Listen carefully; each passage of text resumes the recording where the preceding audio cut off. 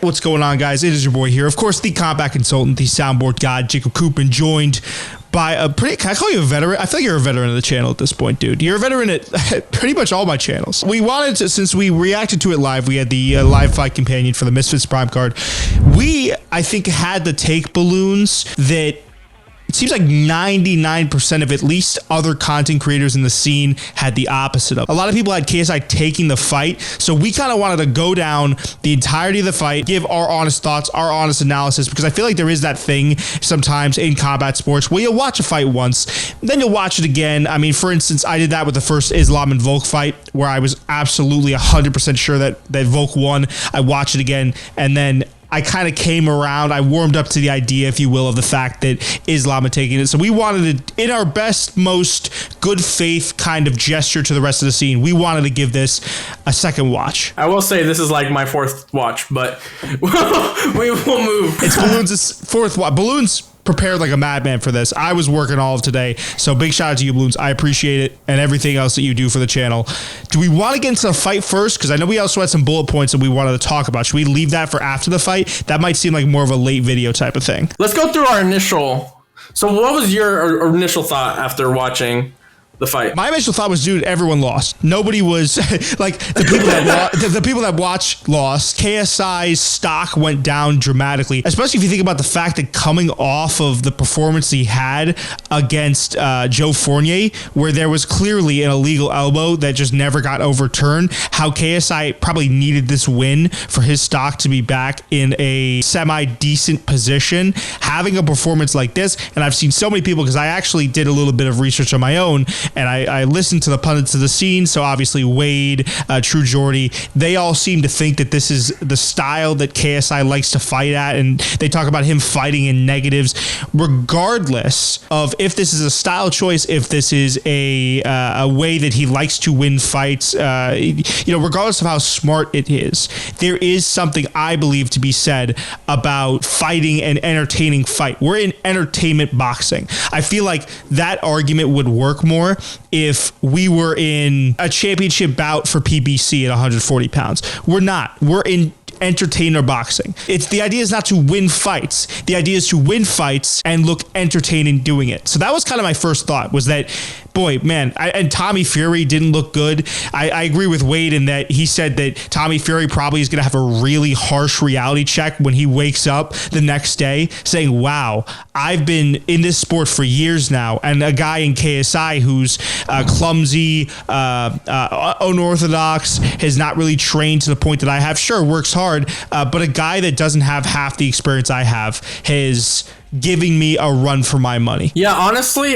even if KSI got his hands raised in the end, I would still walk away thinking I am not excited for the next KSI fight unless it's Jake. Because if he fights, he has to go up from here. He can't go back and fight another nobody in YouTube, right?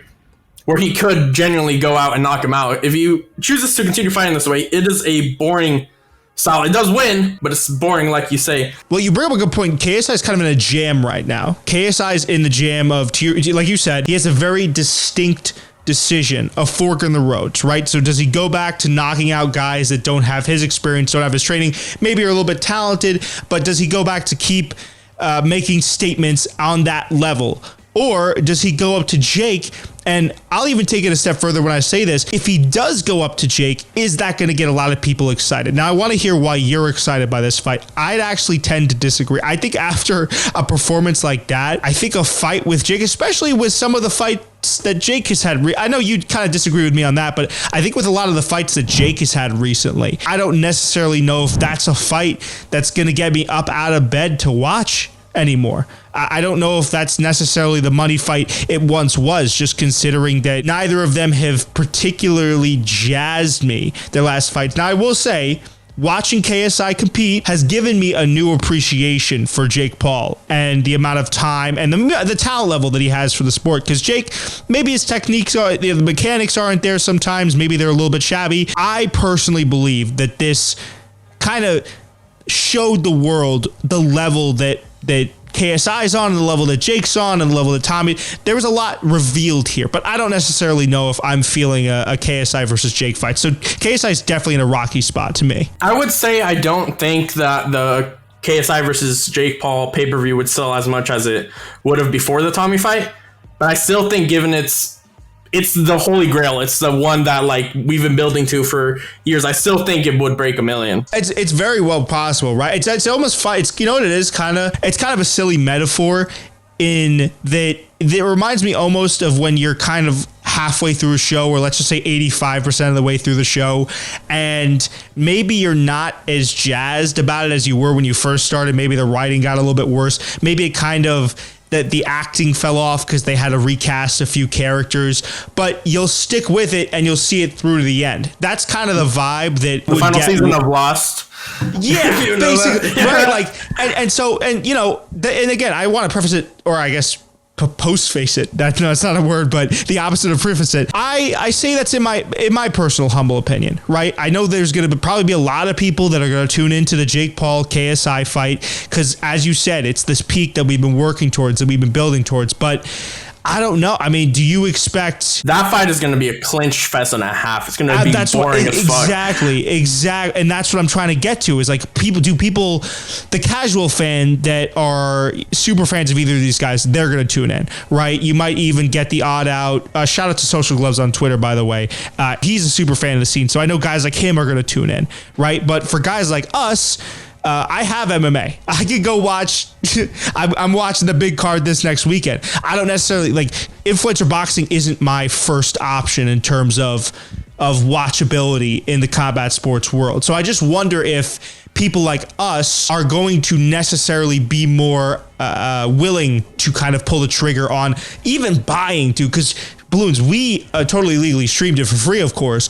And we felt like we got robbed, you know? Let's just say this hypothetical KSI and Jake Paul fight happens again on home soil, because we know KSI loves to have the home field advantage. He loves to have everything his way. That's been a big thing in trying to get this fight going, has been KSI's not inability to work with, but his difficulty in working with Jake. We could also talk about that, dude. Like when Tommy was talking in the face-to-face, he said that the only way this fight would happen is if it was marketed as KSI versus Tommy. KSI refused to have the fight at all. Like, he would give weight, he would give rounds, he would give whatever the fuck. But one of the very stringent one was it has to be KSI versus Tommy, which is the same thing with the KSI versus Jake fight. Like, KSI is not going to accept a fight if it's marketed as Jake versus KSI. And that's the point, is that KSI is historically a much more difficult guy to kind of deal with. But that's not even, I mean, again, that's apart from what we're saying, right? But let's just say KSI gets his way, and it's in the UK, and people here have to wake up at 7 a.m. to watch that fight.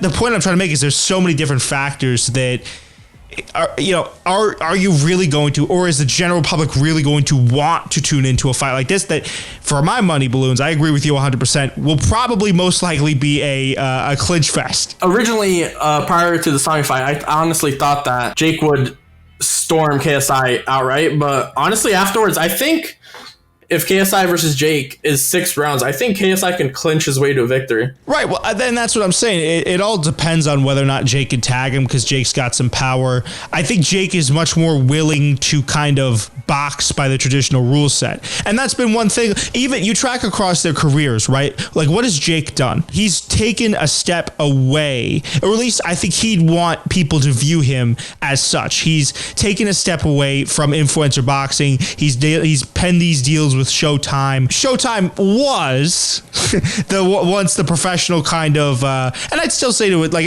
if I think boxing, I think Showtime. I don't think HBO boxing. That got canceled way back. I certainly don't think ESPN Ringside, and I certainly don't think influencer boxing. But the point is that Jake has gone out of his own way to kind of give his career much more of a professional coat of paint, while KSI is happy to go and do his own thing and kind of lean into the influencer space. We see the same with their boxing styles. KSI is much more unorthodox, and I guess it was a style choice, because you have the audio. I know you found it, and we don't have to necessarily play it, but you have the audio of KSI's corner saying, hey, listen, if you're going to run to his right hand, I think it was something like that, clinch up with him. The wording was, negate his jabs with the clinch, and if he hits you in the back of the head, he'll get another point taken away, and you know it's going to happen.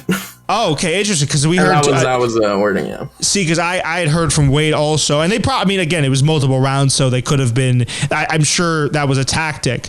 I've heard other round audios or in between round audios from the corner saying, listen, like clinch up with him. Originally, I think the plan was to kind of disengage from the clinch and look for KSI's right. But as the fight goes on, you see KSI, we could talk about the flop too this video, because that's going to be a big one. KSI, not a flop, but kind of an overindulgence, if you will. KSI has that, and then credit to the corner, I guess, for noticing that and getting the point deduction. But yeah, I can't see that fight, the Jake and KSI fight, unless I'd be wrong, and unless KSI is willing to stand there and trade with Jake, which I feel like he has no intention of doing. I can't see that being an awfully entertaining fight to watch. Jake doesn't have that much pull as an influencer anymore, but he's semi-respected as a boxer now. So if he starts doing like boring fighting styles, he's not gonna have any pull. Whereas KSI, even if he does have boring fighting styles, he still has a whole sideman thing to like still sell pay-per-views. Whereas Jake doesn't have that option.